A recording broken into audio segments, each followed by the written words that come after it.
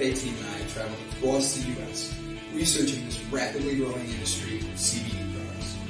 What we have found throughout the industry were products that were inconsistent in dosage and used ingredients that weren't even lab tested.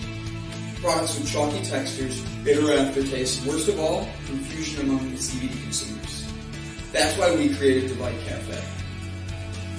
A 15 milligram, lab-tested, all-natural, water-soluble hemp CBD powder pack. It's odorless, colorless, and tasteless. Add it to your favorite drink of choice, wherever, whenever, on the go. Quickly find your calm, your balance, your delight when you need it most.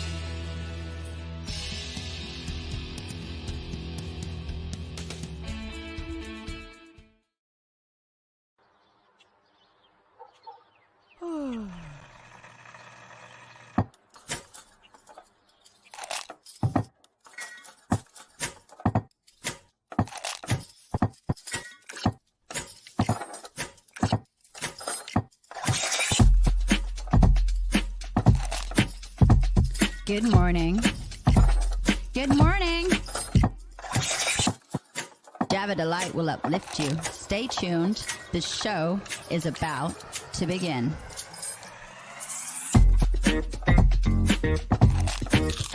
Grab your coffee. Stay tuned. This show is about to begin.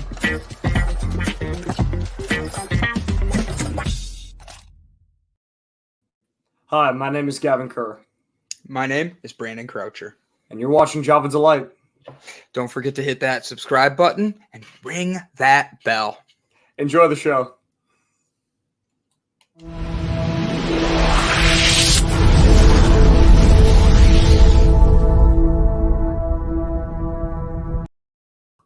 Good morning, ladies. Good morning, ladies and gentlemen. Thank you for tuning in. Gavin and I were having fun making faces in the background at each other. It's great to see everybody here. Welcome to Java Delight, the newest episode coming up now. Gavin Kerr, ladies and gentlemen. He is 100% adorable, 100% sexy, and Gavin has something new. Can anybody, don't tell him yet. Can anybody find the new thing on Gavin? It is visual. It is in the middle of the screen. Let's see if you can. Let's see if you can figure it out. Guesses, go. So, ladies and gentlemen, I love how that intro though, right? Hey, you didn't like Gavin and I cheersing? Cheers. Cheersing. Is it cheersing or cheering? Cheers, like you Cheers. say. Cheers. Cheers. Yeah, I've never heard anybody say cheersing. Toasting. I was toasting. We toasted our audience. We're happy they're here. We're grateful to have them. Like, I don't know, brother. Cheers. Yes, cheers it. We're going to cheers it. Oh, that's funny. Cheersing. But we are here at a great day. Gavin yesterday had a long day. I feel bad for him, but he'll tell you all about that in a few minutes. We all know where Gavin was yesterday. They do. I said they it. Do? So I did. Oh, okay. I said Gavin's not here because he's, and so we're seeing if anybody figures it out though and notices, like you and I talked about, because I didn't notice right away, and I had to make you show me. No, but it's not my necklace. where I gotta wear it's on his face or in his face. Ooh. I missed y'all lately. We missed you too, Mama Gotti. It's his 5 o'clock shadow, Jessica Dugas. Good guess, but guess what? No. 10 a.m. shadow. Good morning, Jessica Dugas. Good morning, Mama Gotti. Good morning. Stuart Lone Wolf Holloway. Good morning, Brett Gordon from Businesses Are People Too. Good morning. That's everybody. Boom. Perfect. There. I like how Brett said cheers. It reminded me of a little skit I saw on YouTube where this person said, "Take chair," as his friends were leaving. They look at him confused and go, "Take care?" And he goes, "Yes." And then goes over 3 blocks down to his friend's house and goes, "Thomas, it's take care." Not take chair. To a room just full of bar stools and office chairs and lawn chairs, just packed to the brim. Oh, that's funny. So Jessica Dugas has another guess, and so does Mandy Atterbury. Do you have a new tooth? No. No new Not teeth. yet. Not you. What about a piercing? No. Huh? No, I'm done with my piercings. You're done? I have a few I still want. Yeah. No, I got my ears. I got my eyebrow. That's all I really wanted. I've had multiple piercings that I've taken out. Yeah. Like I had my labret pierced, I've had my upper lip pierced, I've had my nose pierced, I've had my eyebrow pierced. That one I got for free. Did I ever tell you about that? No, you do not. I went in with a friend. They were getting a tattoo. We were talking about. I literally said to this lady, I go, I could just zone out. I'll zone the F out, and you could pierce me anywhere, and I wouldn't move. And she goes, nah. And she goes, I bet I pierce your eyebrow and you'll freak out. Most people jump and they like they freak. I'm like, all right, deal. I sat there. Wow. She gave you an easy one. I would have said, all right, let me pierce the cartilage of your ear. Oh God, those hurt. Like Yeah. this one right here. Yeah. That was my most painful piercing, and I have my nipple pierced. Yeah, Like- I believe it. Like I would do my other nipple before I would do this one, but truth is, I'm probably gonna get that. I pierced think too. that I still have the X-rays of an old friend that I used to know of her nipple piercings, because I damn near soiled myself when the doctor came in. I had a friend who I had to take to the hospital, and because she had like she thought that she cracked a rib at work, so I took her there, and she got an X-ray done, and the doctor was like, "So here's your heart, and these are your lungs, and well, you know what those are," and I damn near soiled myself. That's funny. That's I think funny. I still have it around here somewhere. I'll have to find it. Metal is scary, is what I'm getting.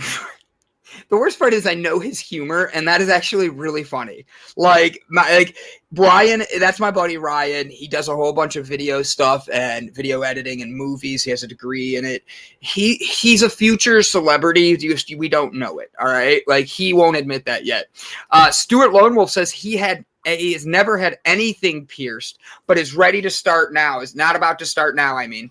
So that totally backfired on my question I was going to say. It's like, what are you about to get pierced? And then I read it again, and I'm like, it says not. Jessica Dugas says she's only had her ears pierced at one point. She had 14 in one and 12 in the other. Holy That is a shit. lot of piercings. I have to be honest. I am the fame. Him and I get together. It's the most awkward thing for people, but we're funny. I have never. I'm not reading that, Brett. Are we talking about piercings? Yes, we are. So Yeah. what are we missing? What's the new thing? The new thing is Gavin and I are getting ready to do. Oh, there it is. Gavin, show them off here. I'll give another clue. There you go. I never pierced my lip, but my braces when I was a kid. That's a good tip from Mr. Gordon in the back with businesses are people too. Very good tip. Gavin, let's give a smile. There we go. Look at that. Honestly, buddy, you look great. You really do. Guys, I don't blame you if you're a little self-conscious and like it's new to you, so I can understand, but you look great, buddy. I was very self-conscious until the one girl that I've been going on a lot of dates with. I still am not revealing her name, and you can't properly say it. So the girl I've been going on a lot of dates with lately. That's why I did it the other day. I'm like, I can't say her name correctly. Yeah. I've been told 4 different wrong names by her, so I have no idea. She wanted to see them. She's still out on her road trip. She wanted to see them. And I was very hesitant, but I did show her. And the first thing she said is, "Aw, you look like a cute little nerd. I can't wait to shove you in lockers." She told me that, and I was like, all right, I feel 100 times better about these now. Honestly, that is adorable because that's just cute flirting. Yeah. When I said that to Brett, he actually sent the army after me. And I was like, "You're in the Air Force. How'd you do that?" And he's like, "I have my connections." Yeah. Oh, that's funny. So Brett says he's into S&M sex toys, which nobody is surprised by that. What the hell is S&M sex toys? I just let him have his thing. I think he thinks is that a boomer thing? It's BDSM before there was the B. Okay. Brett hadn't been a part of it yet, so the B didn't make it into BDSM. Brett's in the back going, "Oh God." Braces. Brett pointed it out. Gavin has brand new braces. Mike Herzog says lockers. Yeah, Gavin now, because he has braces, has the girl that he was dating that I cannot pronounce her name, so I don't say it anymore. She is honestly on her way to push him in a locker when she gets back. She's going to be his bully from now on, so it's very exciting. I'm pretty handy with the ruler, so I got some self-defense on me. Got my D&D going on. I'm a level 30 wizard, so we'll see how well she fares against me. So Brit Brat gave everybody a very big tip today to live by. Helpful hints with Brat, because she is a brat. If you find yourself in a she has no problem admitting that too. If you find yourself in a situation where your nipple ring won't unscrew, use the sticky part of a Band-Aid to get it unstuck. #magic. Truth is, that does work. Or you could use your t-shirt and just go, and it works too. That's how I undo mine. I got to get a new ring anyway soon. The threats of bullying is a healthy flirt. Is healthy flirting. Yeah. Him and I talk crap to each other. So that's why I'm laughing, because I'm like, that means I'm always flirting with somebody. Oh, yeah. No, she called me brace face, and I was over the moon. Brett, is that what this was supposed to be? Brace face. Is that what this is supposed to mean? S&M, Skittles and M&Ms? Because that's what I'm picturing. Bullying is the best form of flirting. Fine. We're going to play this game. And I know someone who's watching who never comments and watches the show. In 3rd grade, my first girl I ever asked to be my Valentine was a bully. And she ran away from me when I said, would you be my Valentine? Ran away full speed, jumping off a swing. So childhood trauma bullying is not flirting. It's just hurtful. I mean, you learn that no means no. She and I are best friends to this day. So it's kind of funny. That's how that worked out. She is amazing. So I am personally sad that the meetup isn't happening with the customer service phone rep. I am sorry your phone rep isn't coming. You see, I told you, you cannot see them. I cannot see them. I thought you have Invisalign. So no, he doesn't have Invisalign, but you look great, buddy. They're clear. And yeah, it's mostly just like me having to deal with them pulling on my goddamn teeth all the time. So, yes. And also, I don't know how to eat. I had these for maybe, 30 minutes yesterday, Brandon, and then I broke them already. I text us after the show, and I go, hey, how are you feeling? How is the braces gone? And he writes back, good, I'm hungry, and I need to eat something. And I write back, what did I write back? I don't know. Probably be careful, eat something soft, something small. No, ice cream. I said, ice cream. That's right. Yeah. I was like, this is the best excuse for you to eat ice cream. So I said that I want real food. And I said, go ahead, go get your real food, but you've got to be cautious. 30 minutes later, I get a text. I already popped one of my braces off. I was like, dude, I said, this is your excuse to eat ice cream.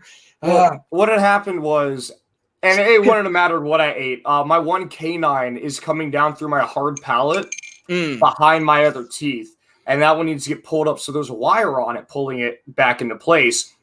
But the way that I close my mouth, my bottom front teeth would sit between my top front teeth and that canine.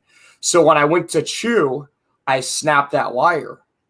Ow. So I had to take it back, and they redid that, and then they put stoppers on my back molars. So that way now when I close my my jaw, it's like there's less space for me to close it, so that way it closes sooner so I don't hit that wire anymore. Ow. It sounds like if you continued to do that, it would hurt a lot. Yeah. I mean, they're all really sensitive right now. So it took me 30 minutes to eat a damn bowl of oatmeal. So it's going to be a long 2 years. So Mama Gotti has a question for you, buddy. Why aren't you saying her name? Oh, why am I not saying her name? Because we're taking things slow. You're being friends first. No, we're definitely being I'm helping friendly with one another. But we're not exclusive, and saying that we are seeing one another online is like it seems like a big step to us in a sense. So honestly, I can get what we're you're saying. Private people. Yeah, you know what? You're more than welcome to keep her name silent because I can't say it. Jasus, why are we normalizing healthy, playful flirting? First off, healthy, playful flirting is not really bullying. It's rough sex. Now, at the end of the day, I mean, it turns into that. But at the end of the day, don't bully to be a dick. If you're just a dick, don't be a dick. Flirt, and like if I say, hey, Gavin, those braces look good, caught on me later. Like, that's playful bullying, hurting. That sounds painful. That sounds like more hurting than playful or bullying. Well, it's a combination of all of it, and because I'm being playful while flirting with you and being a bully that you have braces. Does Delight have a harassment hotline that I can call really quick? 1-800, go fuck yourself. So Jessica Dugas says to me, she says, Brandon, you're missing the boat. I'm talking about customer service rep that Gavin met when we were trying to fix his internet. Oh, my God. Oh, yeah. That is a great one. Good comment, Jessica Dugas. I forgot about that, where Gavin got the Facebook friend of a girl online that was in another country that was that was fixing his internet. It was the greatest thing. I was talking to her in a bit. I wonder how she's doing. Hopefully well. I hope so. Yeah. Well, she lives in she lives like the Philippines or something, so she's making like pennies an hour. Eat something small. Yeah. You got to read that all the way out loud because that's a funny when Brandon says eat something small, that is his flirting. Thank you. You know, Mike. That's not the first little Brandon joke that we've made this morning. That's two. That's two about me right now. I'm about to get like self-conscious. I'm not. CK Ford, Gavin, I spent an hour plus on the phone with Miss CK Ford last night. Guys, she has the most charismatic, caring energy I've been on a video call with in a long time. Her book is out right now. She's working on a devotional. She literally read me one of her future devotionals to show me it beforehand, which I was so honored. And then she turns around and reads it, and it hit me between the eyes. She goes, I don't know why, but the universe is telling me to read you at like day 3. And she reads it, and it hit me like a ton of bricks. And it was my last appointment of the day, my last call of the day. I could not be more grateful to end my conversation and my business day with CK Ford. So I have to say that, and thank you for being an amazing person, CK. Gavin, what'd you get into last night? So yesterday, I got the braces done. I did a bunch more in the house for cleaning up and everything, getting these rooms ready for the roommates. Turns out that I might have a 4th person coming in, and if they do, then I would be putting them in the what is currently the reptile room, but there's only a couple animals in there, so I'll have to rehome 1 or 2 of those and then replace in the house another 1 or so. But I'm not sure. I got to meet him. I have paperwork he needs to fill out to see if he'd be compatible and a good fit for the household. So I did that, and then I also went and did some band rehearsal. Did some singing yesterday. I was going to go to karaoke, but I got home and I ended up, I was tired, and so I just did some more cleaning and then watched The Boys on Amazon. I watched a couple episodes of that awesome show, and then I went to bed. Nice. Oh, thank you. I appreciate that. I hope so. It sounds like a good evening. Gavin, you will be a great for your significant other one day, no matter who they may be. Mama Gotti asked a question. You don't have to answer this.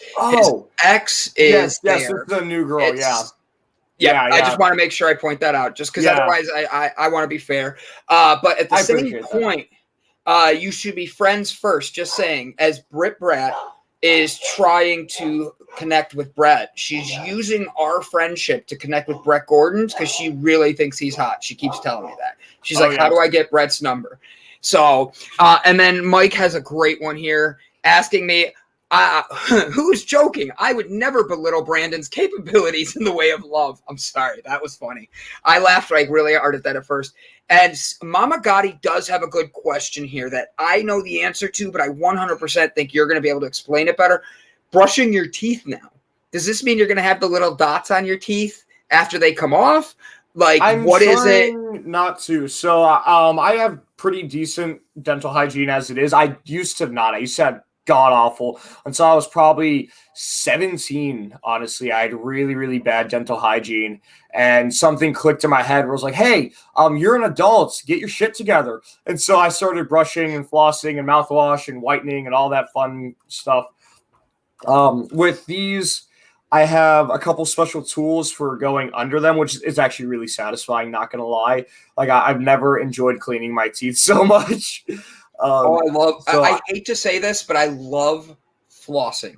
Yeah. And it sounds so weird. So many people think that's like, oh, I can't stand it. Buddy, when you get something in your teeth and you move it and it pops and goes, oh, it feels I got a couple so of special tools for, I got like this little like bristle thing for getting in between the braces. And then I have some special floss. I've heard of the water pick. I'm going to look into it.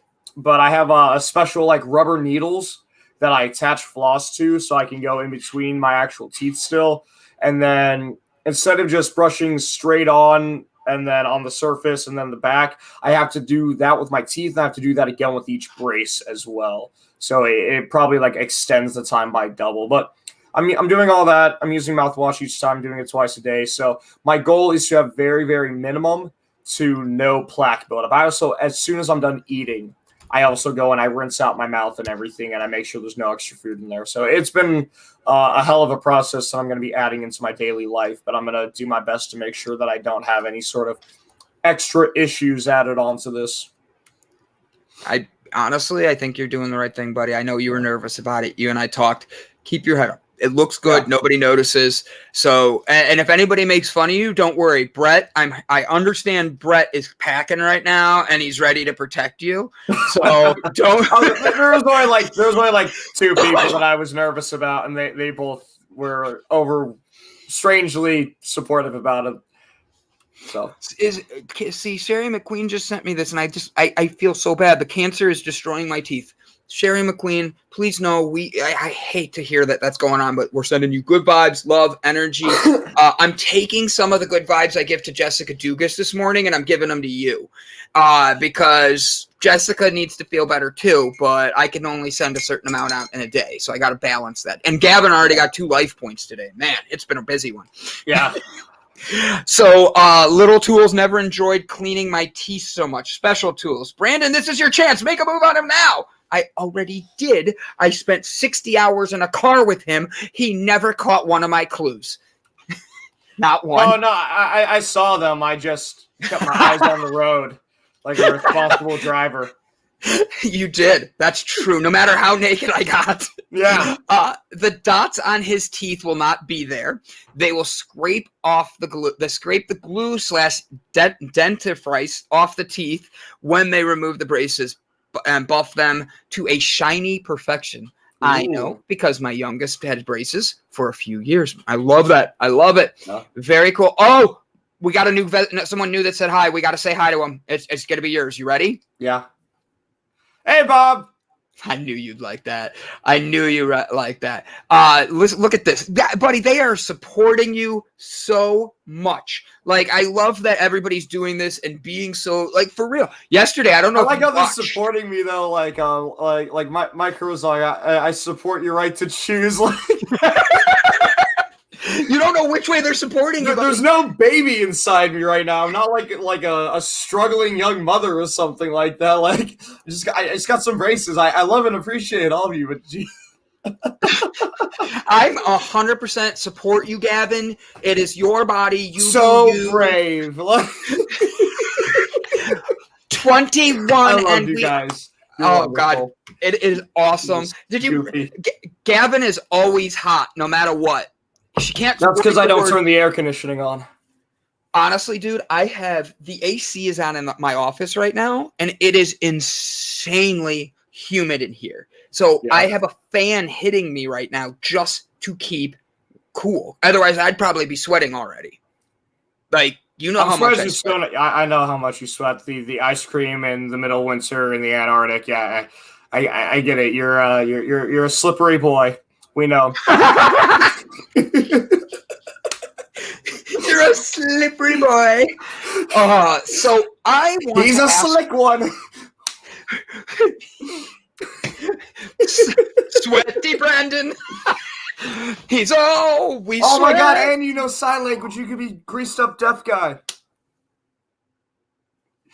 Why do I have a feeling that's about to turn into something? No, you like from Family Guy. 100%. I 100%. I 100% know what you mean. He's I'm a greased up deaf guy. Oh, can't catch me. Yeah, I could do that. Can't catch me. Oh. I'm gonna just have to take a bottle of oil, dump it on me, and then run around like I do not want to do any of that. I think that should be an actual. I think that should be an actual game. Like, you know how they have the gladiator battles or the gladiator races and the Spartan races? That should be the end thing. Once you complete it, you have to catch a greased up guy. At the end of what? You know the Spartan races were like the big obstacle courses? Yeah. Yeah, where it's that's like, what you're saying at the end? You're exhausted at the end. Exactly. You have to catch a greased up deaf guy at the end. I don't care if he's deaf or not, but he's got to be greased up. Yeah. Could you? You guys all know I'm very into the deaf culture. I'm very supportive of like people in every area. Can you imagine at the end of a race that they're like, all right, guys, go catch that guy, and he's some deaf guy who's running out there, and people are just and falling off of him, and then the announcer goes on the loudspeakers like, ladies and gentlemen, please give the deaf guy some space. He's now just running in circles. Like, he's just running, and he can't hear that they've called it off, and he's just running around, leaving everybody behind, all greased up. Braces make tongue wrestling very dangerous. Slippery when wet, especially when sweaty. With braces, lip lock can take a whole new meaning. If you have ever locked braces with somebody, please put a comment in the post right now, because truth be told, I would love to know somebody who's gotten like all like, I was stuck. Can they do that? Could they lock? Oh my god, yeah. Really? Yep. Don't get too close to a really powerful magnet either. Like, you get close to one of those really big magnets, it's just gonna. I think that's. I'm calling bollocks on that. That's bullshit. It is. Guys, that's funny. Guys, don't forget to hit like, subscribe, and share with your friends. Leave a comment, say hello. We are very grateful for you guys being here. Today, we usually have Christina on in the mornings on Thursdays, but we haven't heard from her in a little bit. Hope she's doing well. Sending her nothing. Did you send that message for me? I have not seen my Facebook to actually like check things. Last night I was working late. Sorry, Sherry. But since we haven't heard from her, I'm actually bringing on the one and only Brett Gordon from Businesses Are People Too. Brett is 100% going to be talking Shrek today. So if you like the movie Shrek, tonight Brett's going live at 6 p.m. Eastern Daylight Time, 3 p.m. Pacific Daylight Time, and he's talking about the leadership qualities that Shrek brings. Not Lord Farquaad, not Donkey, Shrek. So guys, do us a favor, tune in and make sure you pay attention tonight to Brett Gordon's show, because he's going to bring the knowledge, bring the love, and bring the positivity. As for our guest today, we have a good one. Gavin, are you ready for this? You ready for this? I don't think you're ready for this. I've been ready for since 8:30. I was waiting. I couldn't get in because my computer did an update and logged me out of everything, and I had to go back and call Brett back. I need a password. Yeah, it happens. So we have Samantha Buckley, which is just funny because you got braces on and I almost read buck teeth. And that's not me picking on you. It's literally how it looked in my head. Samantha is an American certified coach, originally from Seattle, Washington. Now an expat, which means patriot. I just caught you, Gavin. An expatriate. So she used to live in Cabo San Lucas, Mexico. She just happened to have a 7-year layover in Whistler, British Columbia, Canada, with 2 amazing sons and a wonderful 20-year marriage, 3 fur babies. Sam is a force. At 6'2" tall, she is a bit foul-mouthed. Yes. She is super effective and passionate about helping people design and live the lives they want to love. She has been managing and leading people her entire adult life and started a personal life sales and leadership coaching full-time back in 2011. In October 2019, Sam released her first book, Unsuck Yourself, or Stuck Yourself is, I think, the way it's supposed to be said. Unsuck Yourself. Stuck. yourself. Did it twice. The guide for designing a life you love, and gain Amazon bestseller status in 4 different categories. Her coaching business is perfectly named The Designed Life LLC. Guys, do not go anywhere. Stick around. We have Sam Buckley coming up, but right now, we are very blessed. We are very lucky. We have the one and only Shrek.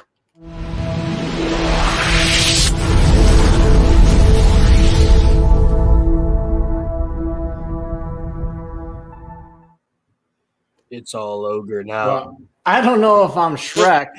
I'm not quite donkey, but I have been called an ass, so that all kind of ties together.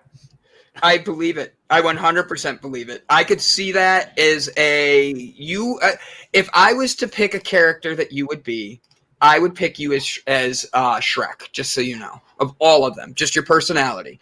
Now, that doesn't mean I don't see you as Lord Farquaad. Lord Farquaad was the other one I think of with you, because I just picture how big he is, and you're like a towering statue of yourself. So exactly. No, It's a combination. Brett would be the big bad wolf in Shrek. Remember how he's got the nightcap and everything, and he's laying in Sleeping Beauties? That's who Brett would be. That would remind me of when I walked into your guys' room in the hotel. Everybody was kind of like the big bad wolf hiding in the beds. Were we in bed? I don't remember. I thought we were all up when you came in. Well, I don't know if you were up or not, but I wasn't looking there. So Brett Gordon is going to be talking to us about his adventure today with Shrek. Brett, what's happening with Shrek? How is Shrek a leader, and why should anyone tune in other than your handsome face? Yeah, hey, Shrek. There we go. There we go. That's there Brett. you go. To a T. Yep, exactly. Shrek's life represents what so many people go through, in that we live in our own swamp, and we oftentimes make fun of other people's swamp because it's more opulent than ours. It's more sexy than ours. It's not as good as ours, but we all live in our own swamps. And that was one reason I say that, we can't drain the swamp, because then we'd have no place to live. We all live in our own swamps.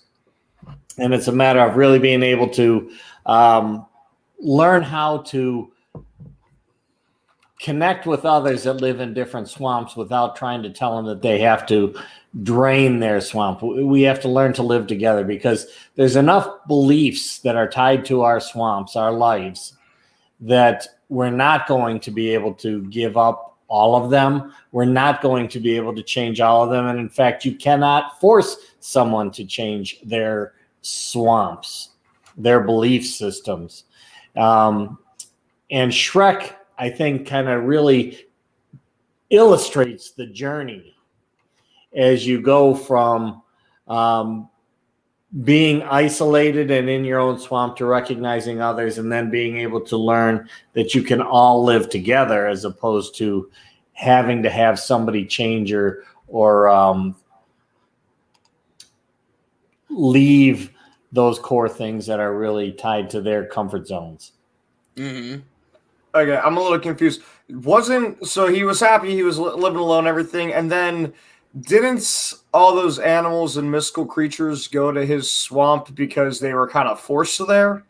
Like, what wasn't this more like I guess like a Native American scenario where they were like being like captured and then drove there, and he was like, "Hey, leave me alone, get out of my territory. This is my house. You're trespassing." Lord Farquaad kicked him out of the far away. Yeah. And or that wasn't far away. He wasn't from far away. That's where Fiona was from. Yes. They were pushed into his swamp. Yeah. And he didn't like it because he liked being alone. He liked being alone because everybody used to make fun of him. They used to pass judgment on him as being this big, ugly, mean ogre just by looking at him without ever getting to know him. Kind of like this whole thing about, beauty is only skin deep, or beauty is beyond skin deep, however you want to look at it. And that's why he really kind of relegated himself to living in his own swamp all by himself. And Donkey was actually one of the first characters that came into Shrek's life that didn't see Shrek that way. But Shrek immediately started projecting his belief that everybody saw him as this big, ugly ogre. But Donkey didn't. Donkey didn't pass that kind of judgment on him. Donkey was just being Donkey.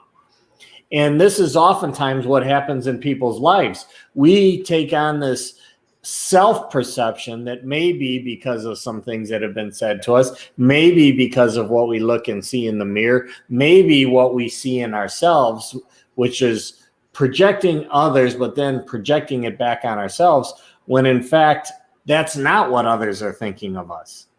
But then when we act toward them as though that is the case, then it can actually be a self-fulfilling prophecy. So, that's just the beginning of Shrek, where we're really talking about those things. And then it goes on to the same kind of thing that Fiona has, where she doesn't see herself as beautiful except when she is in the princess form, the princess human form, versus the princess ogre form. Mm-hmm. And then over the course of time, she gets comfortable with being in her natural form, her natural beauty, which is the ogre form. Yeah. So all of these are life lessons that are portrayed throughout the series of Shrek. And I think it's that journey that we all need to go through in one way, shape, or form. And we can leverage what we see in Shrek to kind of recognize, oh, yeah, this is kind of me. Oh, yeah, this is kind of them. Oh, yeah, we can live together. And, oh, yeah, what I think somebody is thinking of me may have absolutely no connection with how they actually see me. True. Very true.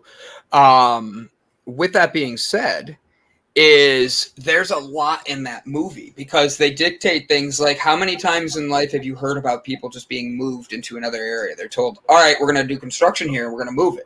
So that A is the first thing. Then you go to B. Shrek didn't want any of that change. How many times are we adapting to change that we didn't want? And he has to adapt to that. And then lastly is the way that everybody, and this is me just thinking outside the box like we do for this, is he literally had his people, his characters, his people, I don't know what to call them, that he didn't want to be a part of, and he went to go do it on his own. And in the end, it was about them coming together to be able to break down the big bad wolf. I know that's not who it really was, but you know what I'm saying, the king and the bad stuff. So it's a depiction of today, or that time frame back then too. It really is a lot more real life like. And for me, I like Shrek because it was that first comedy that was an adult comedy that kids could watch. So for me, I'm out here saying, hey, if we're going to be doing this, how many times do we have something that catches us off guard like that? For me, I love cartoons. You never would have guessed by my tattoos. But I love cartoons, and I love being able to see them be able to adapt these new movies into being more acceptable for us to watch as parents, as adults. And with Shrek, they broke the mold with that. They had fun with little humor and made it where we're able to adapt to this and be comfortable watching it. Go ahead. It's kind of interesting, though, that you picked that up, because to me, if you go back and you watch some of the early Looney Tunes and things like that, there's a lot of subliminal comments that are made in those cartoons that Maniacs may not even be acceptable today. Because remember, all these cartoons are written by adults. So they put those things in there, and kids don't pick them up, but adults that's the don't. thing. Like Disney back in the day. Disney had the racist crows. And like they had it had a ton of racism in their stuff, but it was at that time what people like. It didn't make a difference because that was like the thing that was going on, and that was how Disney portrayed it, and people didn't fight it. If you put any of those cartoons on YouTube now, they're going to be removed because they are offensive, they are bad. What Shrek did was not offensive. He didn't come at it as a racist, he didn't come at it as a negative, he didn't come at it like any other way than they made it where the adult comedy was something where they're not in your face. They're not like, it's not just putting it there. It's saying, hey, this is a fun joke. Like the gingerbread man being startled and pooping, going boop, boop, boop, like stuff like that. Like those are cute little jokes that kids will be like, ha, ha, ha, ha, they pooped. And all of us are laughing for different reasons. Like so much. Brett, I got to call timeout for a second. Sure. So I have to congratulate this girl because she has 100% been waiting for this day. Mandy Atterbury, she had an important announcement. Guys, my ex-husband came and got all of his stuff yesterday morning. I'm free. I'm free. Nice. Mandy, 100% proud of that. Happy for you. Build your best Mandy now. That's what's coming out of this. That's what's supposed to be there. Brett, back to you and being able to be on Hi. Oh, my God, squirrel. So, Brett, with that being said, Shrek is on tonight. You're going to be watching it with everybody, and you're going to be talking about it. Do you feel you live in a swamp ever? Absolutely. Like I say, everybody lives in a swamp. We build our own swamp. I definitely don't want people coming over and just showing up at my house and screwing with my stuff. Well, that's the physical aspect of the swamp. We've got this mental swamp that we live in all the time. And we each have our own version of it. Yeah, if you're asking if I have like my own like little like house in my head, like my own little rooms and world, then yeah, you could say that. No, well, no. In your head, he's saying that in our mind and things like that. So that's what I just said. Oh, we both thought as opposed to compartmentalizing things. Okay. Yeah, no. Like but in my head, absolutely. I have like my own like little spaces and whatnot that I go to. Yeah, we have to. We just, everybody creates a swamp that they feel comfortable in at the time, and oftentimes we still continue to live in that swamp even though the times have changed, and that's when we run into a lot of challenges. We run into a lot of problems. We've talked about it in different ways in different shows. In the past, where something that was serving you at one time or in one situation, you use that same belief system in another time, another situation, and it doesn't serve you well. So that's why you have to always reevaluate and kind of clean up the swamp that you're living in, bring it back up to date, evaluate what's in there and make some changes. Because times change, situations change, and that same swamp doesn't serve you the same way. Very true. Very true. So, Brett, tonight's people are going to be tuning in. You're going to be talking about Shrek. You're going to be doing all these fun things.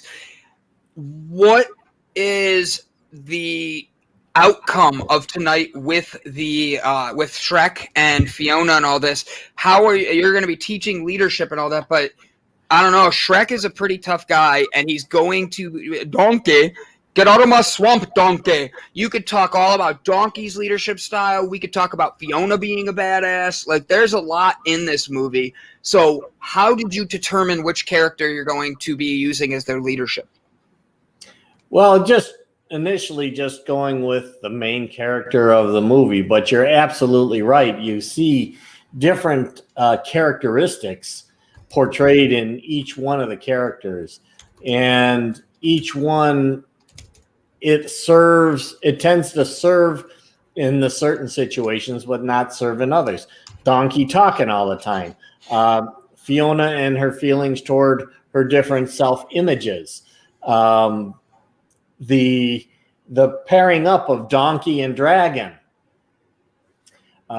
Dragon from being this scary creature to being a loving mother. There's just all of that's in there. So I think that, the way that this afternoon's going to go is depending on how the audience wants to bring things up. And that's the great thing about the live and interactive session as opposed to the session that you and I do.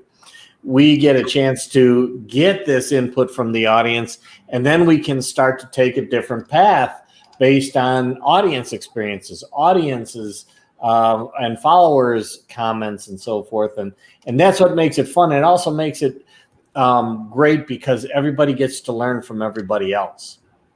And that's the true value in it. And there you go. Everybody needs a hug. Everybody needs a hug. So I think that is pretty interesting, guys. So tonight you're going to want to tune in. You're going to want to watch 6 p.m. Eastern Daylight Time, 3 p.m. Pacific Daylight Time, and Brett is going to be diving deep into Shrek. Now, I want to play a game with you, Brett. Are you ready? I'm ready. All right, guys. So here's the game we're going to play. Last night, my dad and I were talking, and he turned on the basketball game. And I know most of our viewing audience is not basketball fans, okay?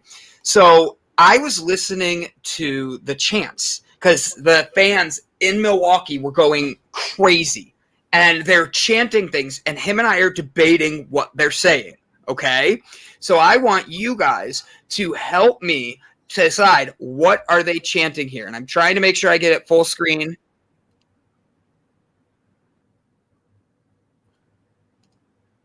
Can you hear it? No. Give me a second.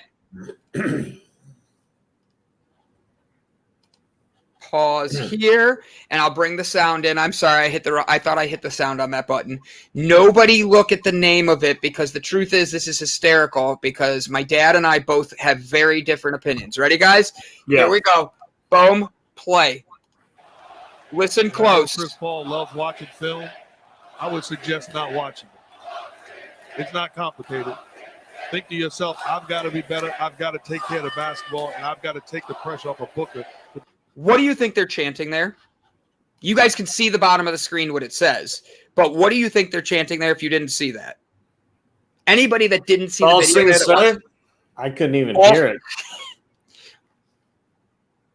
it. That's all I got. They're chanting Bucks in 6. I didn't get that. I go, Dad, what are they chanting? And he's like he looks at me and he goes, eat chicken? And I'm like, what? Yeah, I thought they were saying bouncing say. Bouncing say. And then earlier in the game, they're doing a chant. And I'm dying because they're actually cussing at the refs. They're going, F you refs, F you refs. But they're actually saying the word. And it doesn't sound like that. I go, Dad, they're chanting F you refs. And he goes, no, they're not. They're saying, I don't remember what he said, like, pizza something something. I'm like, pizza? Why would pizza be what they're chanting? And he's like, I don't know their chants. I do that with song lyrics a lot, actually. There was that song New York. For the longest time, I thought that I think it's Rihanna who's singing in it. I thought, honest to God, she was saying guacamole, wet dream, tomato. Now, what are the real words?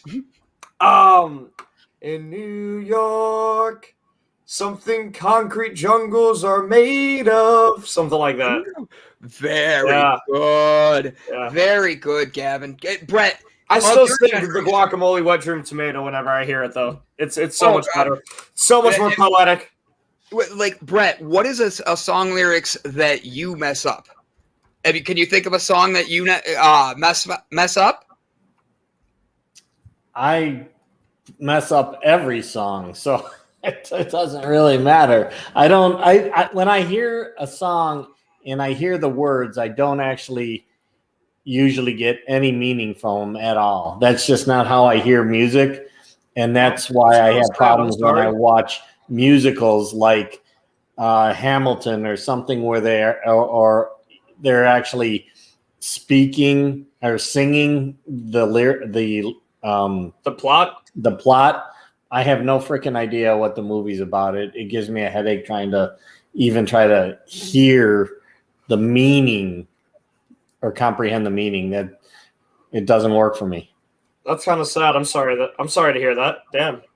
Yeah, So do so you not enjoy I can any kind of actually like rap music oftentimes then? sing the lyrics, but I haven't really comprehended the words. So do you not enjoy rap then?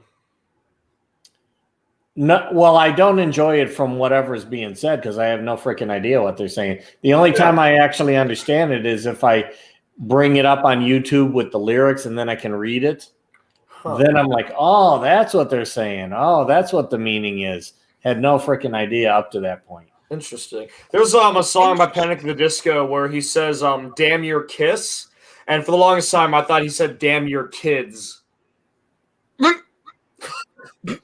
Well, and that's an interesting thing because that's where I say that multiple people can hear or watch the same thing and get completely different meanings from it because of how they interpreted the words, how they heard the words, how they placed meanings behind the words, and yet we all watch the exact same thing or listened to the exact same thing, but come away oftentimes with a 180-degree difference in what it meant to us. Yeah. So what is this? I had the song "We Built This City." Yeah. We built this city. Starship, right? I had to look up the lyrics to that because I thought it was "We built this city on sausage rolls." Like for real, I had to look it up. Sausage. But the funny thing is that comes up as one of the top 50 most misunderstood song lyrics. Isn't that interesting? I thought it was "Broken Road." No. The song goes, "We built this city on rock and roll." I know, but I always thought it was "Broken Road" for the longest time. Oh. Built this city on broken road. Money for nothing and your chips for free. Do you guys know that one? No, I've always known those lyrics. I know the song.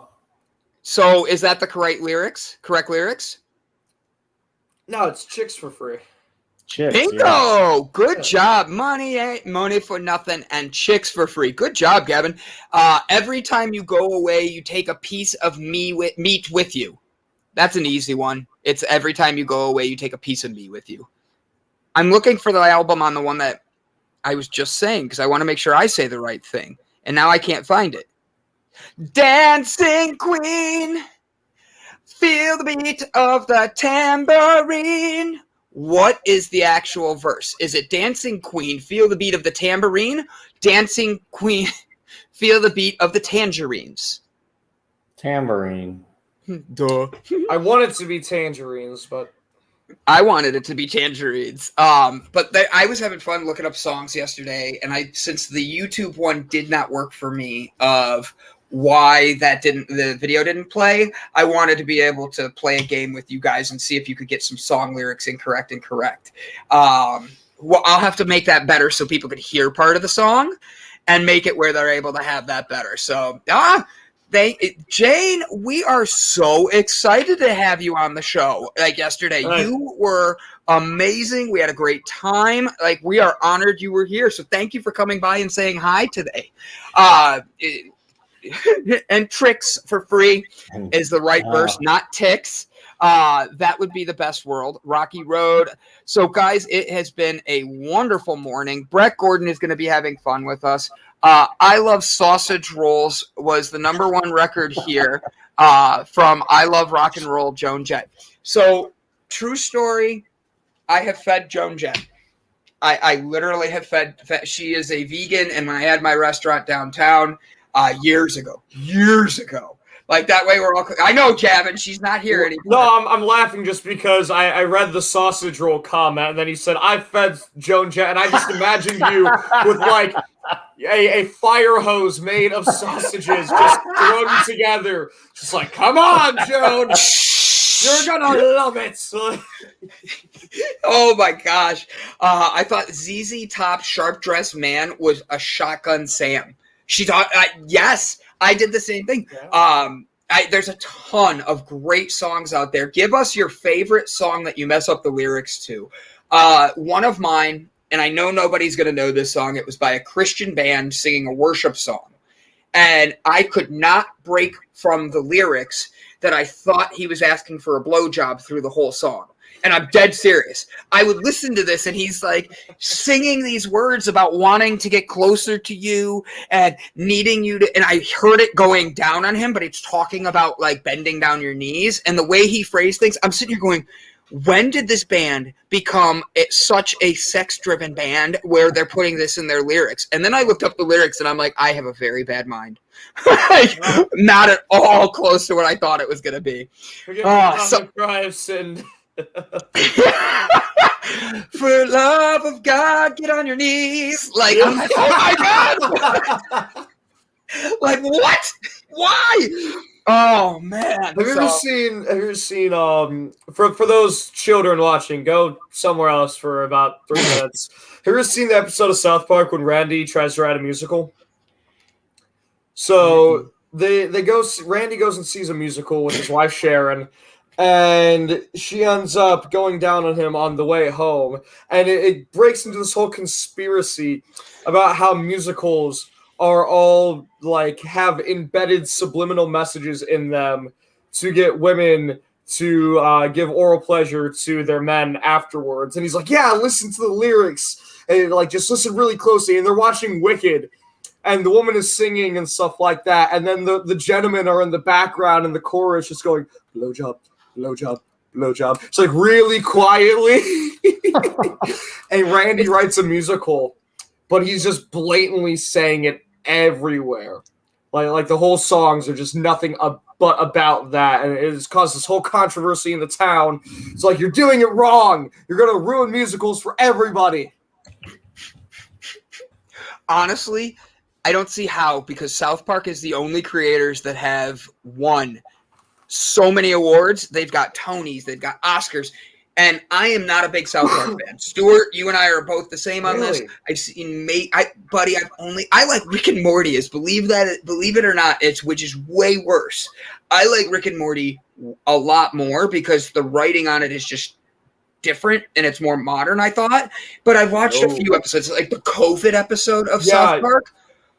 Oh my God, that was one of my favorite things I've seen. That is absolutely one of the best episodes. And I'm not a South Park fan, but I laughed so hard. Brett, you would like that episode of South Park. The earlier seasons of South Park were more so very, very shock value, not quite as much tongue-in-cheek, but more very in-your-face about just obscene things. Because it was these two guys, anything would come of it. As it got more popular, though, and they started to get more funding, they started to really tag team each side of political spectrums, making fun of everybody and really doing a lot of like tongue-in-cheek things where if you didn't know what was going on in the world, you would miss half the jokes that they had in there, but they played them in a way where you would still laugh because they were on the forefront. They were very funny jokes, or they were just straight up immature, so people would laugh at that. But then if you understood the pop culture and the politics going on around you in real life, then you would see those too. Because like me and my grandmother were dying laughing watching probably like 4 years ago or a little bit longer now when Hillary and Trump were running for presidents, and South Park just completely ran with that for a whole season. And they had Mr. Garrison, and it was like they were talking about why it's important to vote. And Stan was upset because they had to vote for a new school mascot, and it was between a turd sandwich or a giant douche. He's like, there's no point in it. And they end up banishing him from the town because he doesn't vote. And he comes back to vote, and he puts in his vote, and the votes are like 152 to 7. Like, that was the difference in the vote. And he was pissed off. He's like, well, there was no point in me really doing this. And his dad goes, yes, but your voice matters. It does matter. It does matter. Yes. So, ladies and gentlemen, we are coming up to the top of the hour. We are getting ready to have our special guest come on. Her name is Samantha Buckley. Brett Gordon, we want to thank you before I go away. I want to thank you for being on today and all that. Jane, I see your comment in here. I want to make sure I say hello again to you because, guys, Jane is actually a cannabis master. She has a master's degree in cannabis. She has been working with so many different organizations and places. I had her on the H last night. Thank you for stopping by and saying hi. Go give it a listen and make sure to give her some love too by giving her a follow. Thank you guys. So we have a special guest today, Mr. Gavin. It is Samantha Buckley. She is an American certified coach, originally from Seattle, Washington, and is now an expat. She lives in Cabo San Lucas, Mexico. She's going to be showing us the ocean and how beautiful it is there. She just happened to have a 7-year layover in Whistler, British Columbia, Canada. She has 2 amazing sons, a wonderful 20-year marriage, and 3 fur babies. Sam is a force at 6'2" tall. She is a bit foul mouthed, like I said earlier. Yes. Can't wait. But she is super effective and passionate about helping people design and live the life they want to love. The life they love. She has been managing and leading people her entire adult life and started personal life sales and leadership coaching full-time back in 2011. In October 2019, she released her first book, Unstuck Yourself, The Guide to Designing a Life of Love, and gained Amazon bestseller status in not 1, not 2, not 3, 4 different categories. Ladies and gentlemen, please do us a favor. Give her a wonderful hello and thank her for being here today. Ladies and gentlemen, Miss Samantha Buckley.